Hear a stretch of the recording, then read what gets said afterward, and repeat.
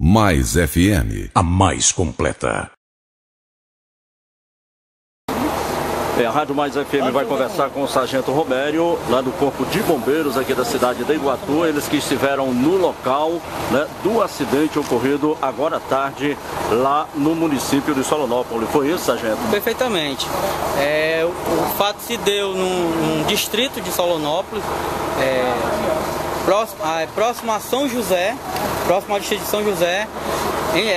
Foi o veículo Hilux veio a capotar em decorrência de ter sobrado numa curva por sinal muito perigosa, o motorista sobrou na curva e o veículo capotou, caindo dentro da lagoa e ficando submerso. Em decorrência da submersão do veículo, 5 vítimas vieram a óbito. Agora, todos da mesma família?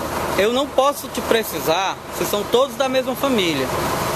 Mas eu acredito que pelo menos umas 4 pessoas sejam da mesma família, porque chegou no local uma pessoa que conhecia os mesmos e disse que todos eram da mesma família, mas eu não posso te dar essa informação com precisão. Qual o destino, de onde eles partiram e qual o destino? Bom, eles, segundo informações de populares, eles vinham de Juazeiro do Norte com destino a Fortaleza. E parece que a família foi avisada e já estava se deslocando também para cá, para o IML de Iguatu.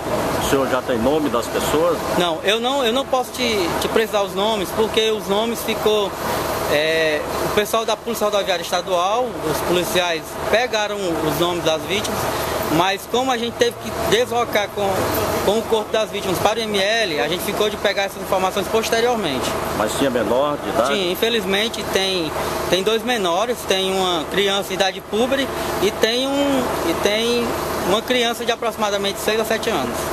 Bom, Sargento, nós queremos agradecer, a Rádio Mais FM agradece e um bom trabalho para vocês. Ok, muito obrigado. Ok, o Corpo de Bombeiros aqui da cidade de Iguatu esteve aqui, né, esteve no acidente, né, fazendo aí todo o apanhado aí desse acidente ocorrido na estrada ali de Solonópolis. Os corpos se encontram aqui na perícia forense da região Centro-Sul aqui da cidade de Iguatu e familiares estão nesse momento aqui no IML, né, para a liberação dos corpos. Mais FM, é mais.